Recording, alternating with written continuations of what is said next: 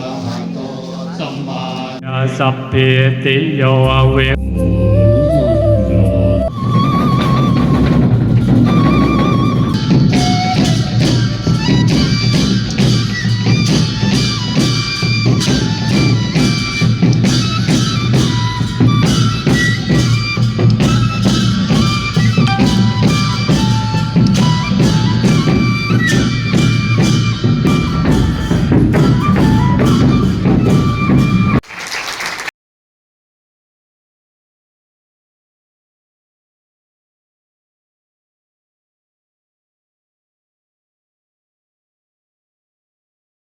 जी का 91st जन्मदिन था और 91 इयर्स के वो हो गए। उसमें बोध गया के सभी स्थानीय टेम्पल, होटल और जो यहाँ के स्थानीय लोग हैं, जो ट्रस्ट के लोग हैं, सब लोगों ने मिल कर के आज यहाँ पे उनके 91वें जन्मदिन ऑर्गेनाइज़ की गई। उनके जन्मदिन के अवसर पे केक काटा गया और एक संदेश जो है पूरी दुनिया को, सिर्फ देश को नहीं, पूरी दुनिया को शांति का संदेश। और मैंने इस बात को कहा कि देश और दुनिया में इंसान के नेचर में बदलाव लगातार आ रहा है। प्रेम और भाईचारा धीरे धीरे मिटते जा रहे हैं। पूरी देश और दुनिया अपने आप को शक्तिशाली दिखाने के लिए बहुत सारी युद्ध लड़नी पड़ रही है। देश में, दुनिया में क्राइसिस उत्पन्न हो रहा है। लेकिन दलाई लामा जी का जो संदेश था कि भाईचारा, हिंदू, मुस्लिम, सिख, ईसाई, हम सब हैं भाई भाई, भाईचारे का संदेश उन्होंने पूरी दुनिया को दिया। तो मुझे लगता है कि मैंने भगवान बुद्ध के चरणों में श्रद्धा सुमन अर्पित करते हुए ये प्रार्थना किया है कि अपने भी देश में भाईचारा स्थापित हो। जब किसी देश में धर्म की बात होने लगती है, मतलब हिंदू और मुसलमान की जब बात होने लगती है, तो देश कहीं न कहीं कमज़ोर होता है। तो वो शब्द दलाई लामा जी का, भाईचारा जो शब्द है, वो कहीं न कहीं फिर याद आती है और मन को बड़ी मलाल होती है कि भगवान बुद्ध ने भी संदेश दिया था शांति का और दलाई लामा ने भी संदेश दिया पूरी दुनिया को सुख शांति का। तो मुझे लगता है अपने देश के लोगों का, चाहे वो राजनीति करने वाले लोग हों, चाहे सोशल वर्कर हों, चाहे यूथ हो, चाहे किसी भी जाति धर्म के लोग हों, सबको भाईचारा स्थापित करके अगर देश में लोग रहते हैं तो मुझे लगता है कि दुनिया में एक हमारा देश का बड़ा नाम होगा। और यह देश जो है फ़िलहाल वर्तमान में बदनामी की मार झेल रहा है। पूरी दुनिया ये कहने लगी है कि हिंदुस्तान, जिसको सोने की चिड़िया कहा जाता था, आज उस देश में धर्म की बात हो रही है। धर्म तो हमारा जन्मसिद्ध अधिकार है। हर व्यक्ति को आज़ादी है इस देश में अपने धर्म के प्रति आस्था रखना, लेकिन धर्म पे राजनीति करना, धर्म के नाम पे सत्ता हासिल करना, मुझे लगता है कि कहीं न कहीं धर्मगुरु दलाई लामा जी को काफ़ी चोट पहुंचता होगा।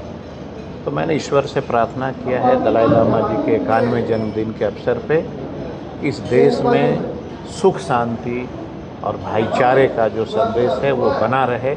यही हम लोगों ने आज आपने मैसेज भी किया है कि आने के लिए निमंत्रण भी दिया है। स्थानीय लोगों को बड़ी इच्छा है और बोध गया कि स्थानीय लोगों को ये चाहते हैं यहाँ के लोग कि धर्मगुरु दलाई लामा हर वर्ष बोध गया में आए, ताकि यहाँ के लोग, बिहार के लोग सब खुशहाल रहें। और हमने जो दलाई लामा के जो ऑर्गेनाइज़र हैं, जो कमेटी है, मैंने उनसे आग्रह किया है कि स्थानीय लोग आपको अलग से बोध गया के कन्वेंशन हॉल में आपका स्वागत करना चाहते हैं, क्योंकि आपने पूरी अपनी जीवन का पूरा हिस्सा आपने बोध गया के लिए भी समर्पित किया है।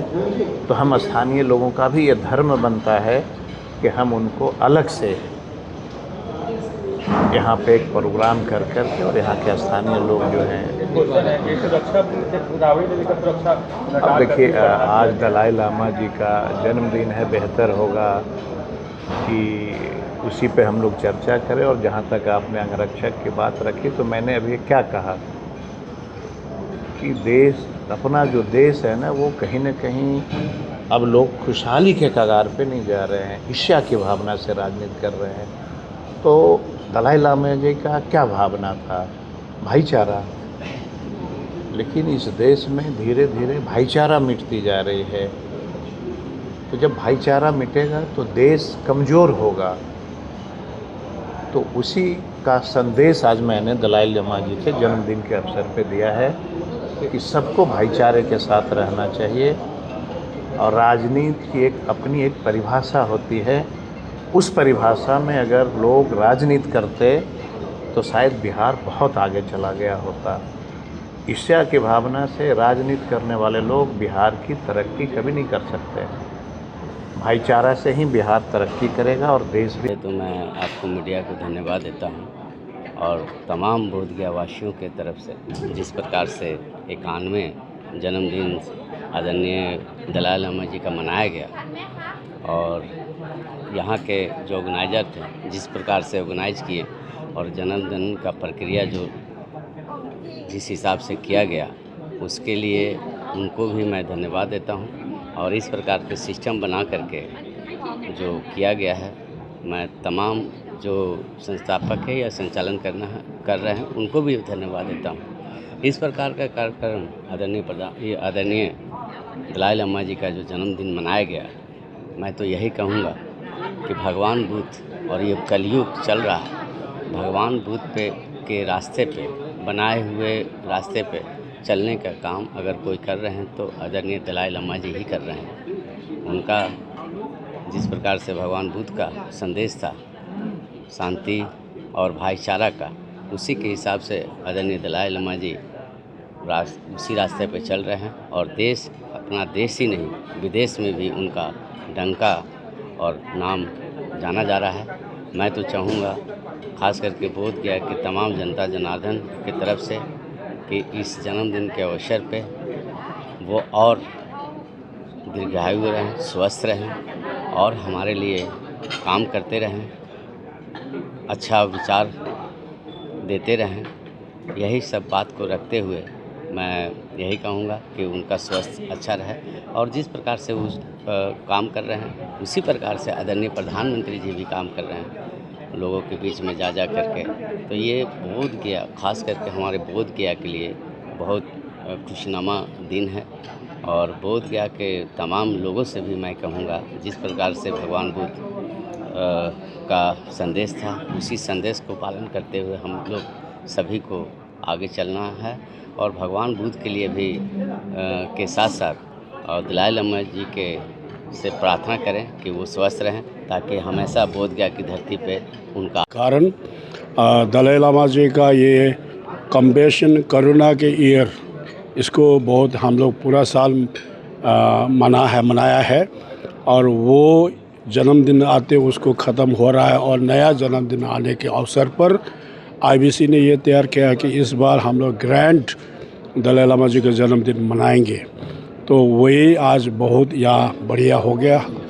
जन्मदिन का अवसर में सिक्किम का चीफ जस्टिस गेस्ट है हमारा और उनका साथ फिर IAS ऑफिसर एक टुल्कू रिम्पोछे है, वो भी आया हुआ है और हमारा यहाँ का MLA है, गया का ऑफिसर्स लोग है, गेस्ट लोग है, पटना से आया हुआ, सब इधर आके हम लोग का जन्मदिन जो है बहुत अच्छी तरह से हुआ है। क्या लगता है इस बार सीजन में दलाई लामा जी बोधगया आएंगे? ज़रूर। हम तो अब 2 साल गुरुजी किसी कारण नहीं आ पाया है, फिर भी इस साल हम लोग वेरी हाई एक्सपेक्ट कर रहे हैं कि इस बार गुरुजी आएंगे और वो भी दिसंबर मिडिल तक आने का पूरा हम लोग हाई एक्सपेक्ट कर रहा है। तो शायद 1 महीना तक बैठेंगे। कोई स्पेशल पूजा भी उसमें? पूजा पाठ हो सकता है, ऑडियंस तो होगा। जैसे गुरुजी आता है तो एक बार आता है तो 7-8 हज़ार जो पब्लिक है उसको ऑडियंस दिया जाता है। थैंक यू जी। तो कई लोगों का कहना है कि अब बोधगया में ही गुरु जी रहेंगे, तो क्या ऐसा ऐसा तो थोड़ा होना थोड़ा मुश्किल है, वो तो हम सबको मालूम है बोधगया का मौसम कैसे है।